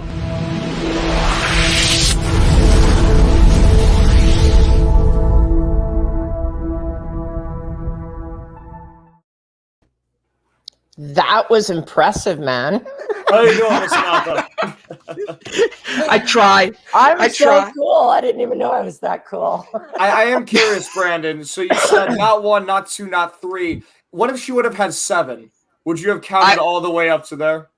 Honestly, I would have done the LeBron thing, like when he went to Miami and he's like, we're not going to win 1 championship. We're not going to win 2. We're going to win 7. I just would have skipped all that like that. Okay. Like he did. By the way, 7's one of my favorite numbers just because it's really fun to say it. 7. 7. 7. Now, wait, is it one of your favorite numbers because of that episode of Friends where Monica is like teaching Chandler and Ross and Joey the proper ways to make a woman happy? And she's like telling them spots on the body. And she goes, you started a 1, a 1, 2, a 1, 2, 3. A 1, 2, 3, 4. A 1, 2, 3, 6. Oh, 7. 7. 7. And she just goes nuts. It's hilarious. Like that's what I thought you were gonna go. No, I think so. Might be it. That might be a subconscious I forgot thing. You know, I got your back, Samantha. Cheers. Thanks, buddy. For whatever reason, 7 seems to be a very popular number amongst people. It's always been considered a very lucky number. Yeah, but 8's really lucky number. Why is 8 a lucky number? I don't know. The Chinese say that the 8 is a really great number. It's one of their lucky numbers, and they're into numerology. Interesting. I know. It is. And in Christian culture, 3 and 7 are the big numbers. I know 3. So yeah. 3 is if like it's supposed to be watching patterns. So 3, if like you hear something 3 times. Like death. You hear about, oh, this person passed away, and then you hear 2 more. It's, oh, death always comes in 3. If you watch what's going on in your life and you hear, I know, I'm sorry, Sam, I don't want to go dark there. Right. If you watch somebody saying something like Gavin, we've joked about me in certain ways today, and you made the comment, oh, that's twice. If we hear it a 3rd time, I'm supposed to know that I have some small stuff. And you missed the beginning, Samantha. I apologize. Welcome to a very unique version of the show today. Awesome. So we are here today. Samantha, you have got a really cool book. I'm interested in it because I read it wrong the first time. Like I read it out loud and I wrote "unsuck yourself," and Gavin goes, "That's fine." I'm glad that one works. So tell me about unsucking yourself. Well, that's what it is. I mean, that's obviously the asterisks of play on it, right? It's kind of like I actually want to call it something else, but I'm not. Yeah. Anyway, so the thing is I've been a coach for 10 years. You know, you read in the lead up that and managing people and, you know, that stuff for a long time. I don't want to mention my age, but a long 21. Time. I look terrible for 21, but I look okay for 55. You know what? I'll give you 55 and I'll think you're 21 in my heart. Oh. I act 21. I do too. That's why we're going to get along. Awesome. He is 21, so that doesn't help us either way. That's amazing. You know? That's awesome. Right. That's great. Okay, hold on. Yep, take it. So, okay, so this book. Go ahead. No, say it. Say it, Brandon. No, I'm just curious about. So you have your book. Gavin and I were talking about how the star was in that spot and all this before, and he goes, I have to ask her if that was intentional or if there's something else there. So like him and I have been having fun with your book already this morning. Gavin, it's a book. Of course, it was intentional. Well, no, I want to know why. It's not like a typo. Why the T instead of the U? Why would you take out the T instead of the U? Because first of all, I'm kind of playful. Yeah. And second of all, because some people see it with an F. Yes. Yes. And really, it's just how do you want it? However you receive it is how it's supposed to be. Gotcha. Very interesting. Yeah, I mean, the book's really about designing lives they love to live, not existing. Because so many people just kind of like think that they have to be martyrs or they have to work hard. Like the things that we were raised with, at least I was raised with, is you got to work hard. So at what point in your life did you start writing the book then? Did you already figure it out, or did you start writing it while you were learning the process? Or was this more of a guide for yourself to say, hey, I'm going to write this out, go along with it, and if it works, then I know that I'm onto something here? It was a culmination of everything you just said. I was writing the book literally for like 4 years before I hired somebody to help me write the book. Yeah. Because if you've had any time in it, you'd realize that I up until a few years ago, I wasn't a student. I mean, I dropped out of high school twice, and I got my GED, and then I went to university because I was going to be a music teacher, and I found out how much I would make after going to school to get my degree as a music teacher, and I was making that already at my part-time job. Right. So I dropped out of that. Let's be honest. I didn't like school. I just wasn't, I was a free spirit. So I needed help writing because I just wasn't good at grammar and all that. And so I wrote like I speak, and that drives people really crazy. Mm-hmm. So but you have your own you have a creative mind, and sometimes you can't get that out fast enough when you're writing. So I'm sure you're writing stuff and looking at it going, well, I wanted to say this, but it came out like this. And that's why, like, sometimes bringing somebody else in is a huge help. How have you developed all of this after 4 years of working on this? Are you still seeing things that you are growing with and wanting to build a better Sam? All the time. I knew it. Well, I mean, first of all, I'm a coach, so this is what I do for a living. I mean, so going back to Gavin's question, it was a culmination of practice with people. You know what I mean? It was tools that I used with clients to help them get unstuck.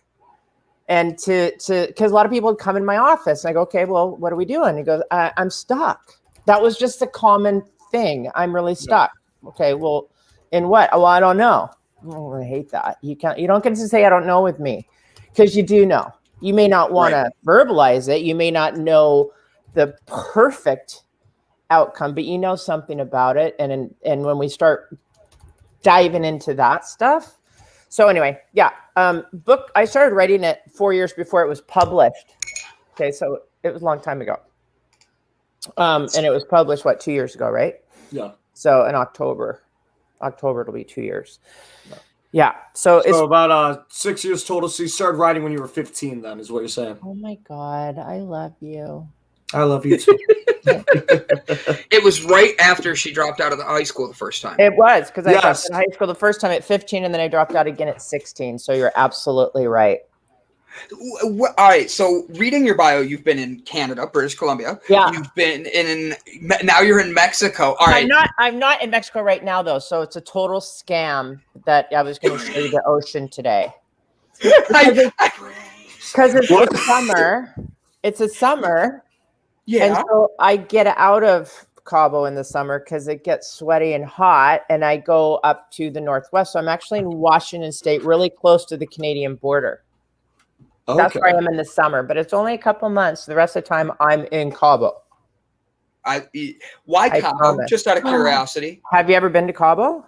I love Cabo. Right? I absolutely love it. So I get it, but like you've lived in so many. All right, you're in Seattle right now, near Seattle. Born and raised West Seattle. Got it. I'm going to ask this, and I'm going to love your answer. Band Flake Louise. Gorgeous. Absolutely love it. I would live there and Cabo if I had my choice. Okay. So if I got up right now and showed you the outdoors, this is what I'm doing. I live close to a lake in it's a place called Bellingham, Washington in the summers. And it's a college town, and it's got like the most, what do they call it? What are the fancy beer places? You know, they're called breweries. Brewery. Okay. Per capita, like anywhere, to give you an idea of the hipness of this little town. And I'm out in the boonies in the middle of the woods looking at a lake next to a golf course. My life is pretty awesome. Do you golf? I do. Nice. That's why I say my husband married me in my 30s, because I didn't have kids yet and I golfed. So, I mean, and how old was he at the time? He was 33. I was 32. Okay, so you sounded like the American dream then. She's single, she has no kids, and she enjoys golfing. Do you like whiskey as well? Scotch. Yes. Yeah. There it is. Do you smoke cigars? That sounds so bad with the way our country. I used to. No, I used to smoke cigars, but I also smoke cigarettes. So cigars are kind of a gateway for me if I go.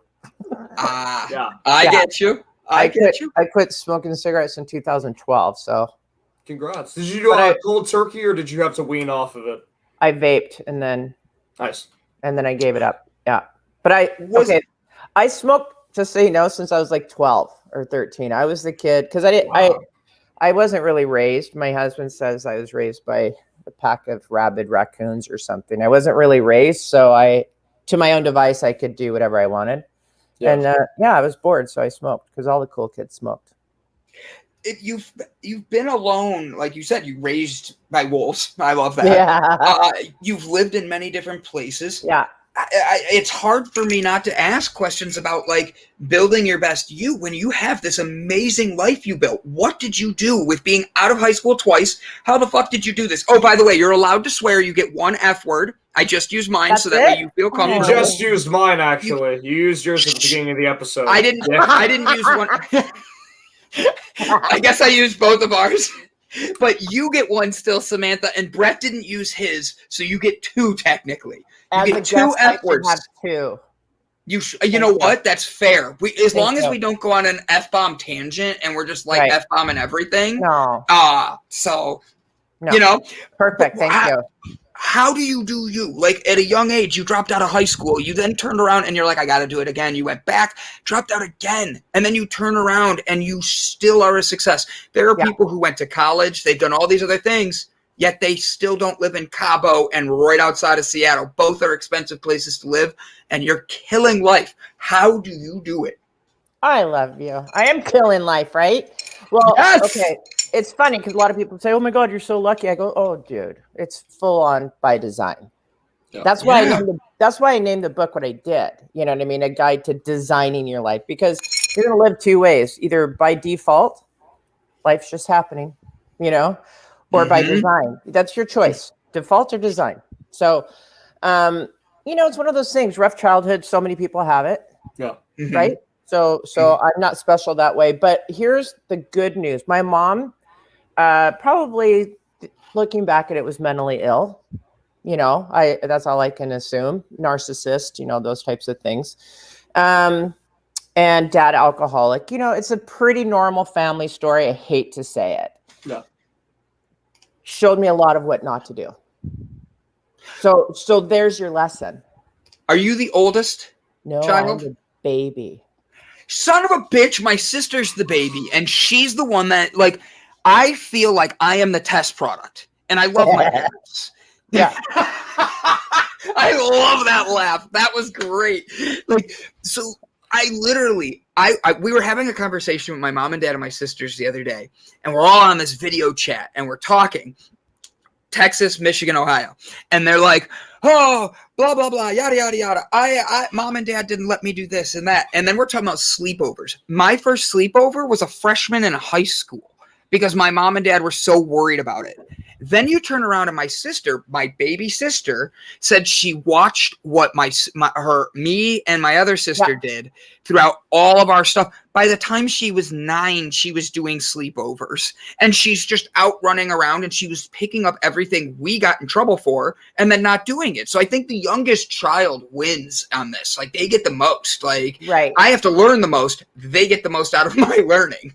Right. Well, I lived with a parent figure until I was 12, 7th grade. And then my sister came to live, who was 10 years older than me. So she was only 22 when she came, and Mormon, and bless her heart, we're really tight. You know what I mean? Very different, but super tight. And then, yeah. So I learned from what my brothers did when, you know what I mean? Getting busted smoking, you know. I learned that cigarettes smell, that your parents really don't have eyes in the back of their head. Cigarettes stink, you know, growing pot on the rooftop, they'll find it. You know, that type of stuff, right? Who grew pot? You or your brother? My brother. No. Actually, believe it or not, because I'm a cop's daughter, and I was awkward as a kid and all that stuff, I really didn't do things. I wasn't a bad kid, if that makes sense. Yes, I smoked pot and I smoked cigarettes and I went to kegers. Don't get me wrong. It's like, oh yeah, you're a good kid.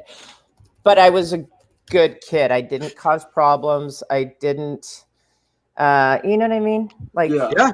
You weren't stealing. You weren't, causing gang violence or anything like that. You weren't causing hell at school because you dropped out of school. So you weren't there to cause hell. But, And the school therapy counselors and stuff felt bad for me because I was pretty much on my own trying to do it, you know? So. But you did it. I did it. So I'm going to go, what? Go back. Go ahead. I'll shut up. Here's the thing. We can either be victims of our circumstances to get to where we're going here in our conversation. And I read about it in the book. It's like, you got to let go of the victim. I don't want to hear about your victim. You know, we all have stories. We're not our stories. We all have a story. Gavin's got a story. Brandon, you got a story. I got a story, but I'm not my story. And so you just decide. My mom was married 7 times. 7. Wow. Never to the same person. 7. Oh, baby, that's why I like saying 7. Oh, were these actual we need invite friends and family weddings, or were these just like Vegas drive-through weddings? Some of them. Every wedding was a wedding. Wow. Wait. I think I sang at 2 of them. I can't remember. I remember one I sang at for sure. You Light Up My Life. Mm-hmm. Good for that photographer. Assuming that it was the same one each time. Yeah. So I learned from that is what I'm getting at. So what happened is that when I went down, I started going the same path, right? I married my very own abusive alcoholic because, no one was going to tell me what to do. Yeah. Right. And then I realized that she was never taking responsibility ever for the demise of any of her relationships or her businesses or anything.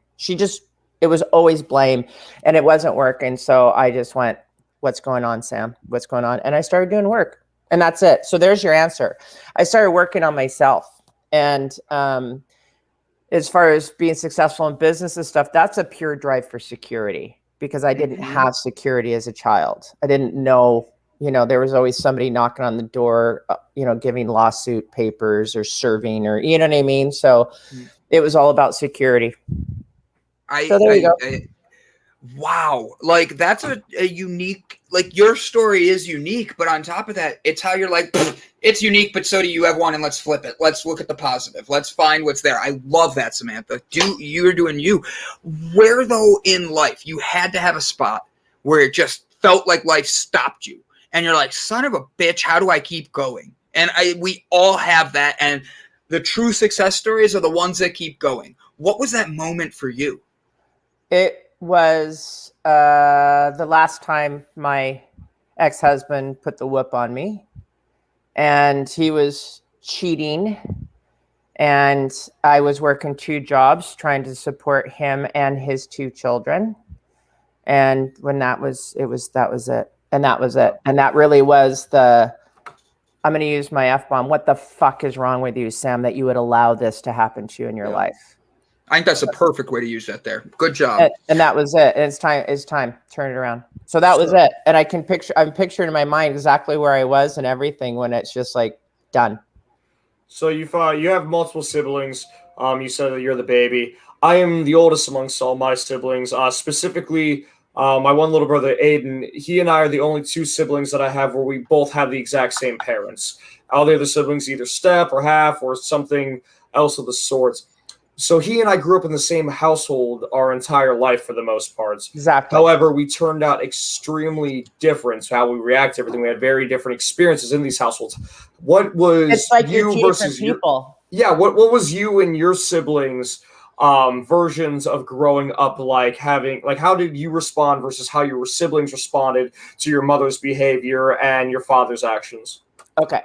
So my mom obviously wasn't. She got married at 16 to my sister's dad. And then, I don't know, 3 years later, she got married to my brother's dad. And then 3 years later, she got married to my other brother's dad. And then 4 years later, she got married to my dad. And then all the other ones were after us. Yeah. So we all have different parents, different dads. Wow. But I'm the youngest. So I only lived with my dad, if that makes sense. Like, yeah, my dad was the only real dad to my brothers and sister. Makes sense? Because they were together like 10 years. That was a record, 10 years. And things, we're very different, but we've also become very close. As far as going with my mom, one of my brothers tried to save her many, many times, sending her money and trying to dig her out. And, the narcissism in her, it was never enough. And so she did some horrible things to him. So he cut her off. My other sister had stopped talking to her, and we would not allow the young children to be around her and her boyfriends for good reason. Yeah. And then my other brother always kind of stayed connected to her. They're very, very much alike. And he's a lovely person. So it's not like they're much alike because they're, bad or whatever. Yeah. And I did not cut my mom off until I was 45. And by the way, she's got full-blown dementia. And I am back in her life as of 2 years ago or 3 years ago. But at 45, I saw what she was doing to my kids. I go, no, now we're done. Yeah. You know what I mean? I always wanted her to have a relationship with her grandchildren and, them to have a grandma and all that. But you need to have those boundaries. Oh, no. Mama Bear comes out. When you start fucking with my kids, it's on. Yeah. I just used my second F. I'm done now. You still have 35 minutes. You should have waited. Oh, I can use other words. I'm creative. She's a writer, remember? She's I have 2 boys, and I had 2 more stepbrothers, so I grew up with 4 older brothers, truthfully. So I'm gonna ask, and this is gonna be more of a personal question that you can reject if you want, but are you worried because your mother has dementia now that might become a family trait that you inherit later? And how are you doing what are you doing to see what you can do to prevent that for yourself? Yeah. I did my little 23andMe thing, and I have a slightly increased chance. I take care of myself pretty well as far as supplements and CBD, THC, all that kind of good stuff. I do. I'm a pretty healthy girl. Now, when you say healthy, we take that in a very different way here at the Delight Cafe. Okay. Is it mental? Is it emotional? Is it diet? Is it exercise? How does Sam do Sam? I call that wellness. First of all, what you just said, wellness, health and well-being. It's a topic in the book too, health and well-being. I I do, Sam, as in I do my supplements, and I go out and I walk and I listen to, fun or positive things. I do not engage in really depressing things or conversations. It's not that I'm denying the facts. I'm not denying the facts. I'm very aware of the facts. I choose to energize the truth about things. So it has a lot to do with your mental health, in my opinion, has a lot to do with your health on a cellular level to boot. And where you vibrate at, your frequency, where are you vibrating at? So yeah, does that answer it? I take care. I think I take care of all of that. I work hard at it. And because as I said, I'm gonna be 55 next month or September. My body is not 14. September what? Oh, okay, close. Now, my ex-wife was September 29th. I always try to make sure I don't meet people that have. She's a Libra, though. I'm a Virgo. Trust me, all the way through and through. I could tell right off the bat you were better than her. Oh. Is that honey? Is your husband there? He's in the other room. Yeah. Would he come on? Could I pick on him, or would he not come on? Just so you know, he would, and he's brilliant. So I would suggest you arm yourself well. What does your husband do for a living? He's a web designer, marketing guru for, Yeah, I'm not going to pick on him because he can hack my website and make it look bad then. He'll be like, whoops, all of a sudden your website's deleted, Mr. Pick on Me. Oh, there's no list there. Oh, look, I have a list. Yeah. Right? So now, Samantha, you have a lot of fun things happening here. What is something that excites you every day to get you out of bed? Serving people. Oh, I love that. Can you please elaborate a little bit on that? Like, how do you serve people daily? Because that means something different to everybody. Yeah. Well, the work I choose to do in the world is to be of service, and it's not to be confused with my donation and that other thing. Those they're under the same umbrella. But thanks. Absolutely. I love helping people. And I just decided it's okay to get paid for that. And you know what I mean? And I did go back to school, by the way, to become a certified coach. Could you imagine? And I didn't quit that. I love that. Thank you. Because you can't. You saw that you had more to give. You stuck yourself. Thanks. Oh my God, I love this picture. Guys, look at the screen right now. Look how happy Samantha looks in this picture right in the middle of the screen. Absolutely love it. In the middle of the screen. Middle of the screen. And now look at her smiling. She's staring you down. Oh, I love your bracelet. I have the same one. Sorry, ADD. It broke. What? Yeah. No. All right. So go ahead. I'm sorry. No. So I love being happy.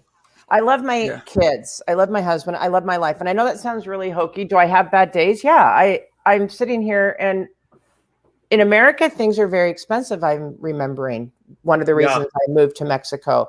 Like, my fireplace is toast. I have a gas insert. And then, anyway, long story short, it's like $8,000 just to put the gas and redo everything again. I'm like, oh, what? Oh my God. Yeah, because the firebox that the insert goes into is all destroyed, so they can't repair anything. They've got to replace everything, which means they have to pull out and demo. And I'm like, what? Anyway, so it's not like my life is, sunshine and lollipops all the time, but I decide what I give energy to. Yeah, that sucks. So, oh well. How do you decide that, though? So, you go into a room, and I'm going to use an example for this. Yeah. I love how I can walk into a room, and everybody has this. You feel the energy. If there's people fighting, you know that. Even if you don't know the people, you can feel it. If you're tuned in. Yep. Yes. So how do you, when all of a sudden you're in a situation and someone comes out and you have this come happen, and you feel that energy and you're not liking it, whether it's your kids to somebody else that you don't even know, how do you create that boundary for yourself so you don't let people cross over and offend you? Oh, well, It's kind of hard. I don't He's think not they asking me. Yeah. I I'm know like, your answer. are you getting the vibe off me yet? I'm pretty. You're chill. Yeah. Look, you and I are THC friendly. We're both happy with these types of things. I already knew you were cool, but there's a lot of negative energy out there. And Okay, I so know what's the cool? personally. Yeah, go ahead. Okay. So I'm gonna pimp my book again. Actually, in my book, there's something called a pimp because I like to have fun. Powerful, important morning practice. Right? So what's your pimp, man? And then I give you a soul food menu. And the soul food menu is meditation, it's visualization, it's breathing, it's exercise, it's, there's a list of like 10 things that people can choose from to pop into their pimp in the morning. Gratitudes. Mm. One of the great things about having things go to shit in your life. Can I say shit, or did I just waste that too? No, you get as many of those as you want. Shit, talk all day about that. Okay. So one of the great things about having shit in your life, like a tough childhood or bad things happened or whatever, is that you made it through. Mm-hmm. And so it's a choice. And so far, everybody I know has made it through. Mm-hmm. If you're sitting here, you made it through it. Mm-hmm. Think about that for a second. It's all worked out. Maybe not how you wanted to, but so far, up until now, I can guarantee you it's all worked out. You're still here. Yeah. That's one of the things I like to say is, if you didn't die, you didn't die. Well, it's the same thing, right? It's like, okay, so here's the thing is you start having experience. You go, okay, that was a shitty time. Yeah. I've had really great times since then. So what I want to do is I want to put on those really great times and shift my energy. It's possible. Change your state, right? Mm-hmm. Yeah. Yes. I don't really feel like I don't really get into a situation where I get a lot of negativity around me. And usually I think that the good can outweigh the bad. I think usually if I have to be with somebody, either I'll remove myself or I'll up their vibe. I'll call them. All right. I want to know again, really quick. What is pimp? I was trying to write it for myself, really quick. It's a powerful, important morning practice. I'm writing that just so I don't forget. Good. Powerful, important morning practice. You can do it at night too, but it's not as fun to say. Then it's pint. Yeah. It's pint. Pint with pint. Oh, it'd be pint. Pint. Yes. Oh, see, we combined. We got it. Now you mentioned raising people's energies like to your level. With that being said, how do you do that? Because I love to raise people to my energy. So many people ask me all the time that question. They're like, Brandon, you're so much energy and you're this light. And I attract the worst people or the best people. I have nothing in between. It's the weirdest thing. I can be with Viola Davis, one of these Academy Award winners. Yeah. And then I'm turning around and I'm with like the homeless guy that wants to like talk to me about everything going on in his life. And for me, changing my vibration. He's not the worst person. He's just a person that's attracted to your energy. I was gonna say, damn, Brandon. I meant it as like I talk to everybody. I didn't mean him as the worst person. No, I just did what I said. It came out wrong. Thank you both. I appreciate that. I'm meaning I go all over, and I have people all over my life that can be good, bad, rich, poor, famous to nobodies. Yep. And changing my energy to the people that are not leveling up. When I'm around them, like you said, you don't want them. Your hair looks wonderful, by the way. I saw it. You were like, "Oh, I'm just jealous." You know, that's mainly it. You know, I want to keep making her laugh because of that. Like, it's that under the breath laugh that I like. So now I lost my question. How do I raise my energy to raising them to mine? Okay, first of all, you just show up. Yeah. Honest to goodness, you just show up. I mean, how many times have you heard people say, "Oh my God, I just dig their vibe," or "I just really like being around that person," or whatever? Like, I'm thoroughly enjoying hanging out with you guys right now. I like your Well, vibe. I like your Yes. vibe. So it's plain and simple. I mean, if I was sales coaching you and I'm trying to get you to, get people on your side, Yes. then that would be a different technique. I don't think about it, but I'll tell you what that technique is you meet people where they are energetically. So if someone's kind of like this, then you meet them at the kind of like this, and then you slowly bring them up here and they come with you. Do Mhm. you think a lot? Are you someone who's like analyzing a room when you're quiet and all that, and you're seeing everybody like people watching? No, you're just No. in your world. I like to turn my brain off. How? So, Sorry. yeah, right. I get told a lot that my mind runs constantly, and it's very obvious. Yeah. And I read, I meditate, I exercise, I eat right, but my mind goes 100 million miles an hour at all times, and everybody sees that. How do you shut your mind off? Quiet the Monkey Mind. Have you ever seen that YouTube? Oh, you got to watch it. Quiet No. the Monkey Mind.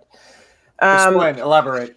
No. Please. I don't teach it. I don't teach people to quiet their monkey mind. It's like pick from the list what's for you. First of all, I trust in a power greater than myself. I'm not going to tell you what it is because I don't know. In the book, I call it the God, the Grand Overall Designer. Okay. So it's spirit, God, white robe, or energy. I don't know. For sure energy, because that's vague a man with like a beard or a sword, vague, mystical kind of deal. Could be. I don't know. You know what I mean? And when I have my prayers of gratitude or affirmations or all that kind of good stuff, that's how I calm the monkey mind. Is I usually go to gratitude and appreciation for all that I do have.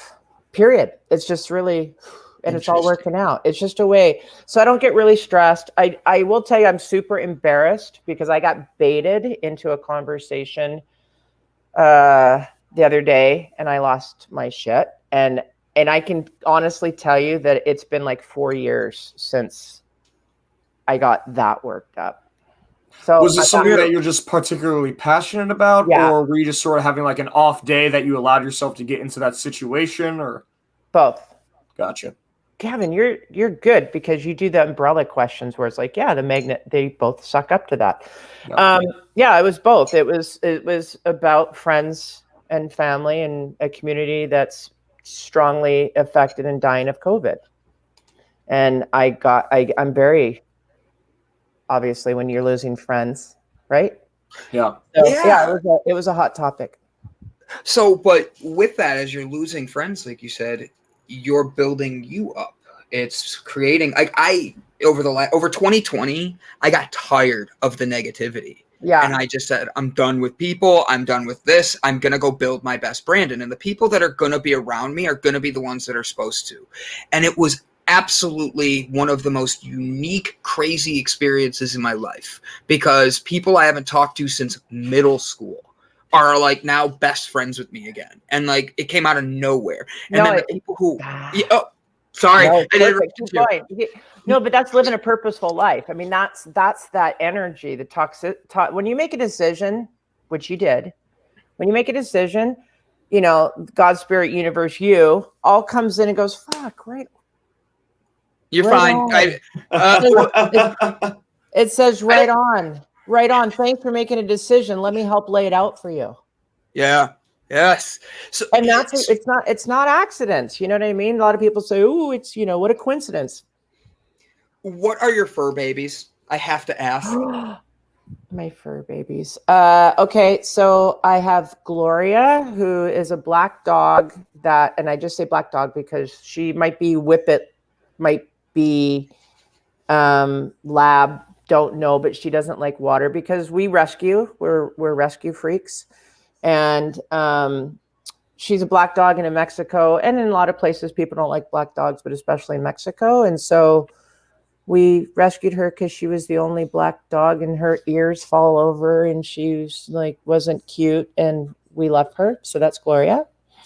And the other one was, I don't know if you guys know this, but we had a wicked category 5 hurricane hit Cabo in 2014 on my birthday. Wow. No.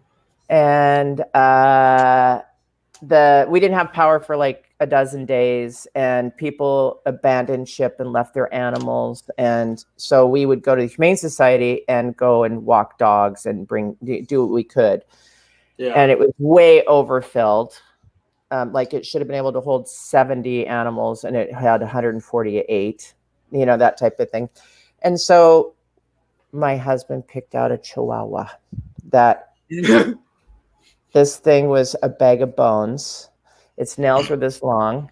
It's, was bigger than anything on its body because it was so skinny. Oh my God. So now we have a Chihuahua named Chewy, which Chewy is actually the nickname for Jesus in Spanish. Jesus. I was thinking Chewbacca, but all right. My kids said that because they were little back then. Oh, it's like Chewbacca. Yeah, that's it. So there you go. And then we adopted. Chewbacca is Jesus. Yep. So then we adopted a orange kitten that was born in a wheel well because we never had a cat as a family, and he's cool too. So those are the fur babies. What's your cat's name? Charlie. Ooh, it's your first cat? Is this your first cat ever? No, just as a family. How are you enjoying it? I'm getting used to it. I mean, yeah. See, I love cats, and I didn't always love cats. I 99% of my life have been a dog person. Yeah. And I dated this one girl, and we fell in love with this cat, and we got it together and all this. And after that, every cat I'm around, I absolutely I will go and just pet them and love on them. I love cats now, and they love me. My goal is to sleep with a room full of cheetahs and just hold them all one day. Just kidding. Oh yeah, no, they don't. The thing about cats is that I love dogs because you're like their favorite person all the time, and cats are like. I've tried to be a cat person for well over a decade now, and I still have no interest in them. They drive me insane. I have two now, and all they do is meow at 4 a.m, keep me up late. The one enjoys to knead on my crotch while I'm sleeping. Yeah, I've thrown her across the room several times now, but the damn thing keeps landing on its feet. So that's what cats do, man. I know. I haven't figured out the angle to launch her at yet. She owns you. Get used to it. That's over. Yep. Oh no. Yep. The kneading is when they're you're theirs, buddy. That's their way of saying they love you. She's loving on you. Don't care. She's gonna get fed to the boa if she keeps doing it. Okay, there you go. So Brandon, you asked about how I got to Mexico. Right? Yes. I'm sorry. No, don't be sorry. We decided. That's it. But you decided. But Mexico's big. You could have gone to Mexico City. You could have gone to San Lucas. You could have gone. I did go to San Lucas. I did go to Cabo San Lucas. Touche. Okay, touche. I did say that wrong. Here's the quick and neat, down and dirty. Born and raised in Seattle. Met my husband in Whistler, BC. We were set up. I didn't know we were going to be set up, but we were set up. And fell in love and married him 10 months later. And at the time, I had moved to Palm Desert, California. And because I couldn't be in Canada working because I'm American. And so I moved back up to Whistler, and it was only going to be for like 6 months. And then 7 years later, and a couple of kids. Went down to Mexico. I have a tie to Mexico because one of my mom's crazy jobs was moving me to Mexico when I was in grade 9. So I already knew, and that was Mazatlan. So I love Mexico. I love the Mexican people. I love all that. My ex-husband's family had a house in Cabo in 1989. And so I started going to Cabo. And then my brother moved there in 1992. And so I kept going to Cabo. And so then I just was in love with Cabo, and that would be where we would go every year for vacation. We'd pick a new place and go to Cabo. So you go to the familiar, and then we'd find a new place. After 9/11, we realized we missed things that we had to go someplace new to explore before it was gone, right? And so that was it. And then I went down one year, and my husband and my eldest son were still here, and I was there with my just turned 2-year-old with me. And I said, it's time. And he's like, what? And I go, it's time. And I go, my turn. You said next move was mine. Let's do it. 6 months or 6 years. Let's do it. And we rented out our house, and that was in 2007. Wow. I think this is so cool because like you've gone one country to another, you've lived in the US, you've got to experience it. Where would you in the world? Because I'm guessing you've been more places than that. Where would you recommend everybody has to see at least once? Oh, I love Mexico. I love Banff. That's a tough one. That's not fair. It's Okay, like, what are you into? For instance, in Mexico, one of our favorite cities is a town called Guanajuato. Say that again. Guanajuato. Okay, I don't know that one. It's cool. It's anyway. So, and it's just a little town, and in that same state is a place called San Miguel de Allende, which everybody goes to. It's the artist place. Blah blah blah. Yeah. Guanajuato is super authentic and real, and yeah, love it. So, So is it your husband's next turn to choose where you go then? He did. Oh, he has. He got to pick this place in Bellingham because I wanted to live in a high rise. I know that sounds crazy, but when you live in resort towns, and I grew up in the city. I grew up in Seattle. Yeah. I missed it. And so I wanted our summer place to be like, I want to live in a high rise, and I want to be able to go down to the market and, blah, blah, blah. Yeah. And he talked me out of it. And I'm so grateful he did. I'm so grateful he did. He's the one that picked, I want a golf course, and I want to be in what are you doing? Did you just hijack my... I liked it. I'm following and I liked it. See, liked. I already did. Are you hijacking my Facebook? Yep. I just hijacked it. You have no idea what's about to go on there now. Exactly. You're seeing how good of a designer and a programmer your husband really is. Go back. That's mine. Go back. Go back and look at my title. Look at my title. Give me 1 second. I have to reopen it. Boom. Up there. No, up there. Certified coach, ass kicker extraordinaire, and best-selling fucking author. I love it. Yeah, I used another F word. That's because I'll use mine tomorrow. Yeah. I'm already up for tomorrow, and it's fuck Fridays. Right. Exactly. Like, okay, we're up to Tuesdays. The audience knows I try to keep it there. It's just to be respectful, because you never know if a kid's going to come in the room, and I don't know other people's situations. And one F word is okay. It's just being fair. We have days we have a little more, but it's fun. Yeah. Everybody, I want you to go like, comment, share, and follow Samantha on her Facebook page right now. Click off of it. Oh, heck yeah. We want people to follow you. You're bringing a positive energy. You're teaching people to unstuck themselves. Yeah. Have you read the Unfuck Yourself book? I have. I don't like it. I didn't like it at all. Thank you. The Subtle Art of Not Giving an F. I did enjoy. Yes. I did like that one better. But F Yourself, I got quarter of a way through it, and I gave it to somebody on a plane because I hated it that much. Okay. I didn't even get a quarter way through it. I How many forced pages myself. was it? I think I went 15 pages in, and I'm just like, this is just shit. So I've never read it. What was wrong with it? Sorry, I didn't mean to laugh. It just I felt that way. I think that the hype of it was how many times they could drop the F-bomb. And that's the first part. Yep. That's all it was. It's how many times can I shock you? And the other thing is the part I got into, I don't even remember what the theory was, but it was bullshit. I just was like, no. No, this is not even good advice. Right? Yes. So yes. I feel the same way. The first chapter, Gavin, is like he is writing to just get the F word out there. Yeah. Like it felt like he was pushing it. It felt like I was reading, and you guys know I am not someone who gives a crap about that word. I have a T-shirt that says it on it. Like I did not like that his book. I didn't like his rebuttal book that he wrote after it. I checked it out while standing in a bookstore just to see if maybe he made himself better, and it didn't. It made it. No. It was all aggressive swearing to sound cool, and that's how I felt. I felt like a 5-year-old wrote it. Twinsies.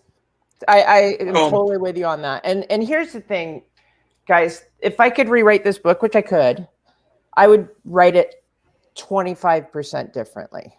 20%. Really? Well, it was my first go at it.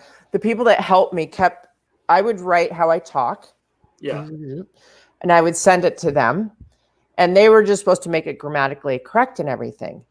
And they'd say, well, you can't do it that way. You can't say that. You don't want to offend your readers. I go, if they're offended, they're not my readers. Let's be clear. There's number one. Number two. Right? Yeah. Number two is that the way that you type that is not how I would express it. And I'm really not teaching anybody anything that hasn't already been out there. The difference is my voice. The difference is how I share it. I didn't invent this stuff. I learned it. I applied it. It works. Right. Mm-hmm. So there was a bit of a battle in that. So it takes a while to start sounding like me, if that makes sense. The book, it takes a while to you to go, oh, there she is, if you know me. Mm-hmm. Okay. And so I actually prefer it on Audible because I talk it. So now it's like, oh, okay, now I get it. Right. Yes. So did you read your book on Audible? I just have to ask, like, that'd be cool. Yeah. So you're the audio too. I'm the person. Yeah. I'm the person doing the Audible. How long did that take you to record? Too long. Not long. No, because which one is it? No, it took maybe 8 hours. Okay. Did you ad-lib anything? Like, you're not supposed to. No, but that's what I would have done. That's what I'm trying to say is it was my first time and I didn't know. I would have ad-libbed and I would have, because I listened to something that I can't remember his name right now. That's what happens. No, I don't have dementia. I have menopause. Anyway, so anyway, there's somebody that I listened to, Gary Vaynerchuk. Oh, I know Gary. I love Gary Vaynerchuk. Gary V. Great person to listen. Yes. If you listen to Gary V, he's like, okay, wait, I got to change this. And his audibles. And I wish I would have known that. Now, right now, for fun, I'm listening to Green Lights, and it's super fun to listen to. That's the second time I've been referred that way. I've been told Green Lights. The first 10 minutes, you're going to go, really? I'm just saying, because you and I are going to be the same in this. You're going to be like, oh my God, this is kind of exhausting to listen to for the first 10. And then super fun. I do it on hikes and I find myself just smiling and nodding and yeah. It's a great, you'll fall in love with Matthew McConaughey if you. He even makes fun of the Lincoln commercials himself, but he made a buttload of money, so good on him. Right? There you go. Right? I can't be mad at you on that. He is adorable, and I'm a man, and I will tell you right now, I think he is just a great guy. He is someone that a lot of guys should look up to. Like he's a good example. Do you ship all over the world by chance? Yeah, I don't do it. Amazon does it. And so I'm on Amazon CA, Amazon Australia, Amazon blah, blah, blah. So Lena here is from Sweden, and she's going to want to read your book. So is that going to be your first time selling in Sweden? I don't know. That'd be cool if you had like a chart that told you what your demographic is. Yeah. That's why I was asking. If I had self-published, I would have that because my son self-published, and at 16, he's brilliant. Anyway, he's self-published, and he can see all that stuff. I have to ask the person that did it for me. See, that's something you'll learn about me too. If I don't want to do something, I want an expert to do it. I don't want to do it. That's fair. I agree 100%. I'd rather pay someone and get my vision out and they see it. Yes. I want to operate in my genius. And I want people operating in their genius. Yeah. Okay, let me hear about, is it Lena? What was her name? in Sweden? Oh, Lena, she just said she wanted to buy your book. She wants to read your book. So I wanted to make sure she had the opportunity to. I put your link up here. Like this is everything. Your Facebook link, your Amazon link, even your webpage. 3 different like ways to click it, guys. Do not hesitate to go click those and go support Samantha. She is doing great things. Your son's book, is it on Amazon? Yes, and it's it's fictional, of course. Should we push it, or are we just going to go Samantha's book today? And I have to. How old's your son now, by the way? 18. So he's old enough. We could interview him about his book. Well, it's fictional, and he drops the F-bomb a lot in the book. That's all right. Because he was a teenager, and like he could. Yeah. I mean, my book, I can do what I want, Mom. It's like, that's true. Go for it. Yeah. Did you homeschool, just out of curiosity? Because writing a book as a kid is not something you hear about most often. Okay, my kid's way smarter than me. Let's be clear. Both my kids are way smarter. My husband and I always say that it's like it skipped a generation because they didn't get it from us. Just kidding. That was a great answer.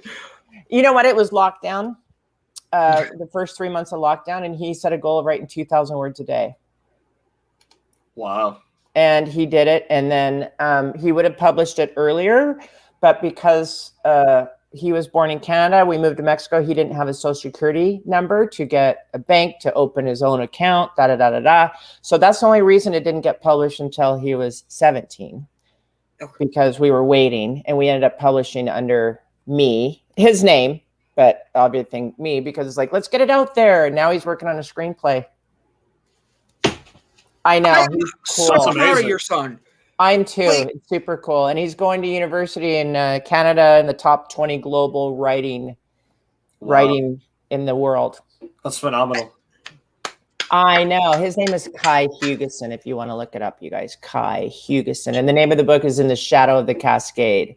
And it's about the apocalypse. It's after the apocalypse, and it's up here. If you've ever been in the corridor from driving like from Washington up into Whistler, up into the mountains there, it's very cool. It's super cool, through Vancouver and up into Squamish, and yeah. Is Ty Tye? No, Kai.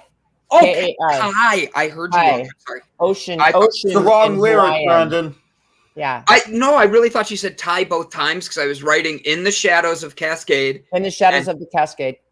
Of the Cascade. Shadows of the Cascade, yeah. Kai Hugeson. Yep. Hugessen. I have dyslexia, so I'm trying to be extra cautious. Oh, cool. Look at it on Amazon. Yep. I'm pulling it up here. That way everybody just copies it and pastes it. Absolutely. 100%. He's going to be so happy. Huge congrats to your son. Like 100%. Yes. Thank you. That's a very unique thing. Like 1% of the population will write a book. Less people will write a book than people that will run a marathon. So for your son to do it, I didn't know that.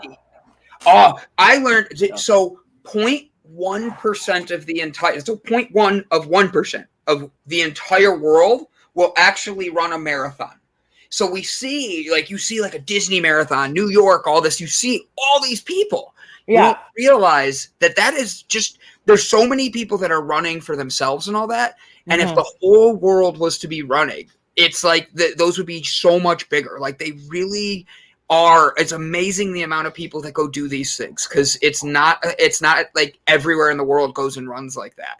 So for book writing, think of other countries that don't have books as readily available. Correct. So writing a book is less people have wrote it, because my goal is to do both of them before I'm 40.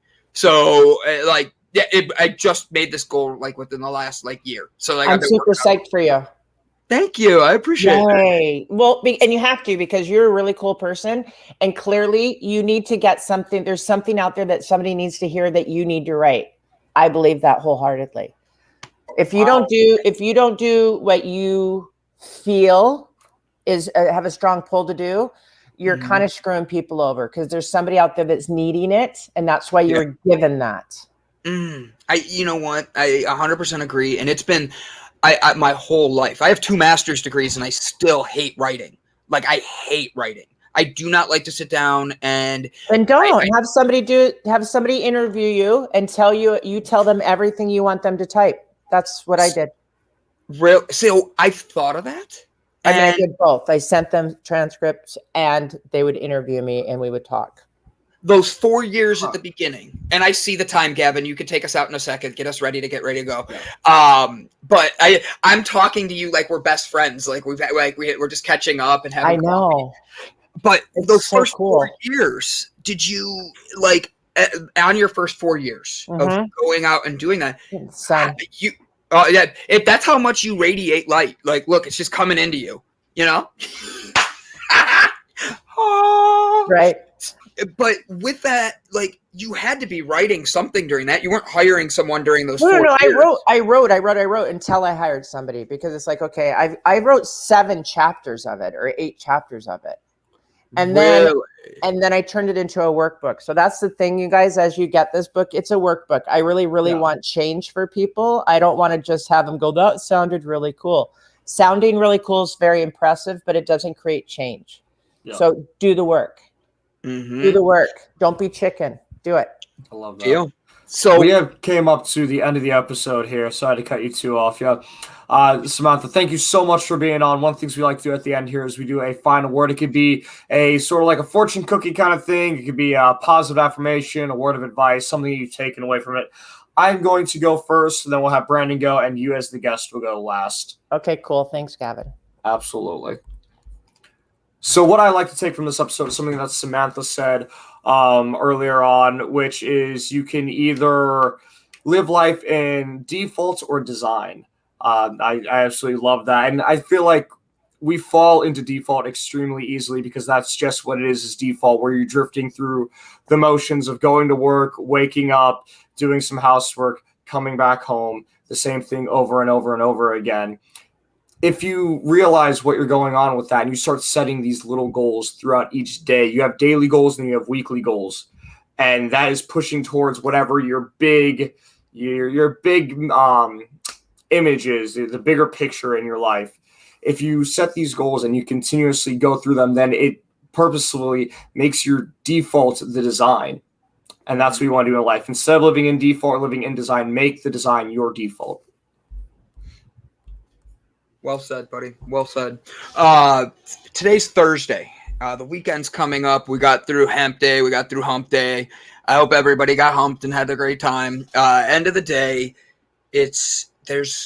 we're halfway through the day already. It's noon on the East Coast. It's 9 a.m. on the West Coast. And all over the world, we're celebrating a day that we can easily turn around and be thankful for. Think of someone in your life that you haven't talked to in a while, and just randomly send them a text saying, hey, thank you for being you. Do not expect a response. Do not expect anything in return. Just give the appreciation to someone that you were grateful for at some point. Doesn't matter who it is. I don't want the show to end. I love you guys. I want love to hang you. out with you all day. Okay, I'm going to throw out a few words, and one of them is that word decide. Decide for something, don't try. Nobody gets to say, oh, I'm going to try. No, just do it or don't. Do it and fail. That's fine. That's just feedback. But don't tell me you're going to try. There's number 1. Number 2 is do it imperfectly. Stop waiting for everything to be perfect. Don't wait for the conditions. I'll do it when this happens or when I get that. Just do it. And if it's not perfect, it's okay, because it'll get you further down the path. The last thing is let go of the how. Once you decide for something, and you know that it's truly what you would love to have, don't worry about how to get it. Just what could you do today in the direction of having that, and take a small step. That's it for the day. Absolutely amazing. Thank you. Samantha, we'd hang out with you all day as well. Yeah. You are wonderful. I'd love to have you back, or even get you on one of our other shows that we have at the Delight Network. I reshared your link from the Amazon, so that way everybody is able to just click that link only and be able to get it. I saw the comment there from Lena saying, is it the handwritten with tattoos on the cover? And I'm like, nope, let me share the right book. Yeah. Is it one? No. It's here. It I'll show it. Yep, I was just about to pull that up. I can pull it on the screen if you want. That way, of course I do. Of course, I'm so grateful for the support. Oh, absolutely. I am very, there's only one left in stock around me. So that just shows you how popular the book is. Get out there, get your copy today, guys. Unstuck yourself, support Samantha, and help change the world around you. Absolutely. Thank you. Ladies and gentlemen, tomorrow is Friday. Make sure to bring your faithfulness and be ready to change the world with us because it's a faithful Friday. Guys, have a good one. Samantha, thank you again.